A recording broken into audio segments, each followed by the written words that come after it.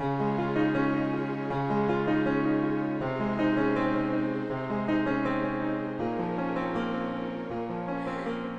et bienvenue chez l'Art du Fait Maison. Bonjour, bonjour.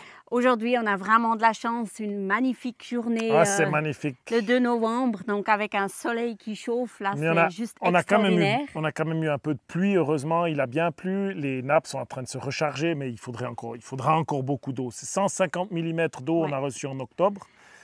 Donc, et c'est maintenant grâce à cette eau aussi, et puis le rafraîchissement, il y a aussi toute la nature qui se réveille, hein, l'herbe qui commence à verdir, les fleurs qui commencent à fleurir. Les abeilles sont bien actives ces temps, elles ramènent beaucoup de pollen. C'est vraiment une nouvelle saison qui commence. Et puis pour nous, c'est une saison un peu des récoltes qui va se terminer. Hein. Maintenant... La dernière, ça va être les olives. Aujourd'hui, on organise les olives qu'on va manger à la main, donc les olives pour manger. On va ramasser et puis mettre en... Les olives de bouche, on les appellera comme ça. Et puis tout prochainement cette semaine, on va s'occuper de la dernière grande récolte de l'année, qui sont la récolte de l'olive pour faire de l'huile. Le grand challenge de la fin d'été ici, c'est quand on est entre le manque d'eau, parce que l'eau n'est pas encore arrivée, et la saison qui doit repartir, qu'on doit relancer pour l'automne. Ça a été d'attendre les premières pluies pour faire les premiers semis. Alors, la première chose qu'on s'est occupé, c'est de vraiment planter le jardin, de semer le jardin, de planter le jardin avec les plants qu'on avait préparés. Et puis partout où on n'a pas installé quelque chose comme à nos pieds, c'est rempli d'avoine. J'ai essayé de mettre aussi une légumineuse avec ça, et puis une crucifère ou une brassicacée. Malgré tout, on en reparlera, mais je le dis assez souvent, les semences de qualité, l'avoine était de qualité, on voit tout de suite ça germer. Elle a bien germé. Et le colza que j'ai mis un peu avec, et la légumineuse de moins bonne qualité, et bingo, paf, ça germe moins. C'est beaucoup plus compliqué à faire pousser, donc on en revient encore toujours les semences de qualité. Les petits challenges qu'on a eu quand même avec l'avoine, c'est que les fourmis... les fourmis... Je ne pensais pas que les fourmis puissent faire ça. Hein. Je veux dire, autant être présent dans un jardin. C'est jardin, les champs, tout. Elles vous laminent, elles vous prennent tout. Et elles vont les chercher si ce n'est pas sous terre. Elles les sortent et puis elles partent avec. On a des îlots de pousses, les graines qu'elles ont oubliées.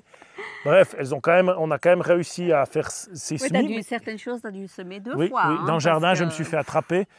C'était d'ailleurs lors d'une vidéo pour dire, j'étais là, je les regardais faire en parlant. Je ne sais plus quelle vidéo c'était. Et je voyais les fourmis en train de transporter mon avoine. Je dis, fou. Puis bref, le lendemain, j'ai tout recommencé. Je les ai mieux enterrés. Enfin bref. Donc, ces challenges, les semences, les fourmis, on a outrepassé ça, c'est bon. Finalement, il m'a manqué un peu de semences parce que j'ai effectivement dû ressemer deux fois certaines choses. Donc le jardin, vu qu'on avait l'eau tout près à disposition, c'est la première chose qu'on a mis vraiment le paquet. Et c'est très important parce que tout d'un coup, la saison, vous le savez, elle avance. Et puis, il faut que le jardin, il faut que les premières plantes ont pu profiter encore du chaud et du beau. Et on a bien réussi cette année, contrairement à l'année passée où ça ne s'est vraiment pas très bien passé. Cette année, on a vraiment quelque chose de joli. Il est vraiment beau, ton jardin. Et puis, notre jardin. Sud en haut aussi, il est beau. On a vraiment des... Et on voit que ça paye gentiment. Hein, tous les centimètres qui sont plantés, ça pousse. Et puis on sent vraiment que la terre, elle est déjà meilleure que l'année d'avant et la première année. Donc et on en reparlera parce qu'on est en train de mettre d'autres systèmes en place pour encore la fertiliser. Mais je pense qu'on a fait différent vraiment cette année. C'est vraiment de planter tout, chaque centimètre carré. C'est impressionnant dans le jardin de voir comme les légumes d'automne poussent et surtout qu'on a encore des productions de légumes d'été. Par exemple, comme le haricot, le basilic qu'on n'arrête pas de couper, il n'arrête pas de revenir. Il ne veut pas mourir cette année. C'est clair qu'on a un petit peu aussi eu des challenges avec certains, comme les poivrons, ils ont eu un peu plus de peine. Mais bref, dans l'ensemble, le jardin est beau et on a cette transition entre l'été et l'automne qui dure et ça, c'est vraiment très, très agréable. Parlons des semis, hein. On est sur la terrasse qu'on appelle la terrasse des châtaigniers parce que c'est ce qui est planté là derrière. Cette année, on a semé du blé seulement sur cette parcelle. Bon, elle est déjà assez grande. On s'est concentré parce que l'année passée, vous le savez, pour ceux qui nous suivent, on a eu un rendement très faible avec le blé. Donc là, j'ai essayé de me concentrer sur la qualité du semis ainsi que sur la fertilité du sol. On a mis les poules, les poulets, on les a mis assez longtemps sur le terrain pour qu'ils grattent. Avant, il y avait le maïs qui s'occupe vraiment de nettoyer le coin et puis de fertiliser. On a fait ce semis, on a fait des semis de moutarde, on a fait des semis de lin, on a fait des semis de petits pois. On s'est concentré, puis tout le reste, on a semé de l'avoine.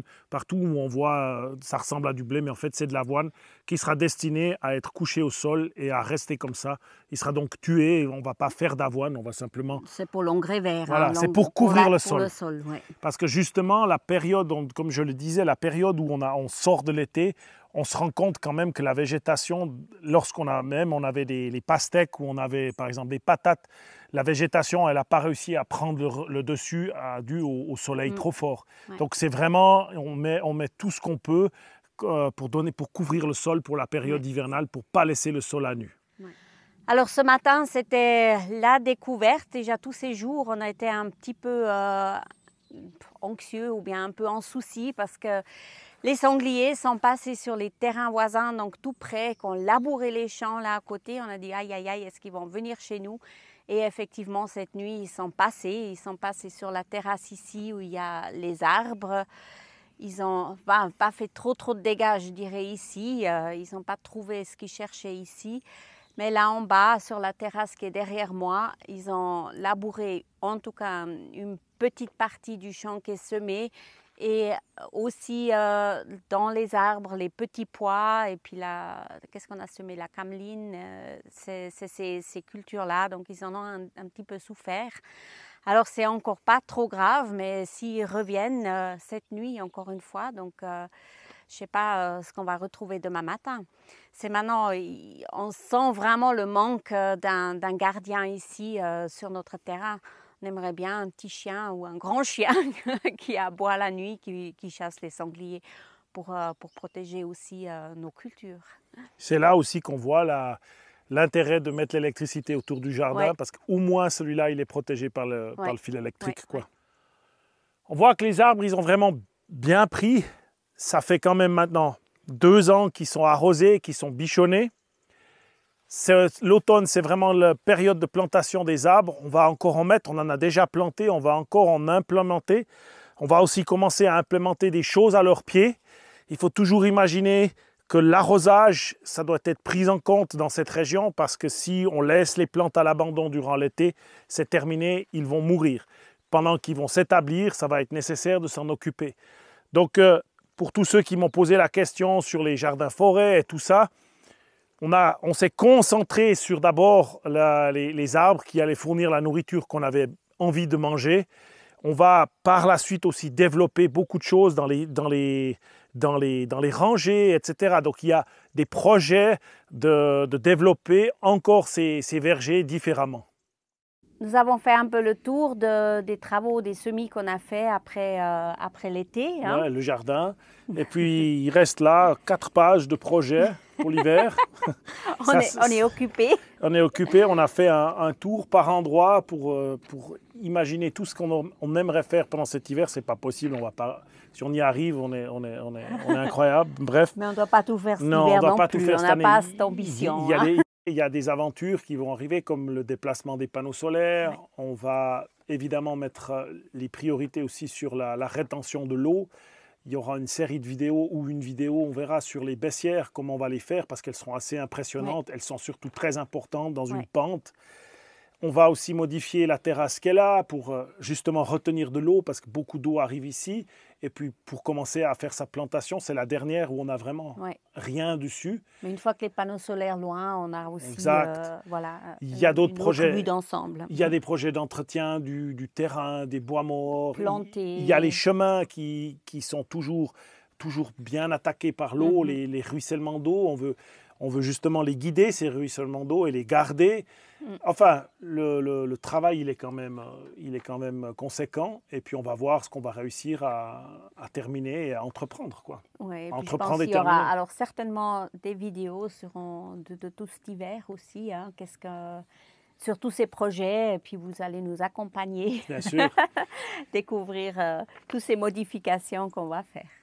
Et d'ici là, on vous souhaite une bonne semaine. Très, très bonne semaine. On se revoit après la récolte des olives. Voilà. Espérons que tout va bien cette semaine. Ça, c'est un grand travail. Et puis, on vous souhaite une très, très bonne semaine. À tout bientôt. Au revoir. À tout bientôt. Au revoir.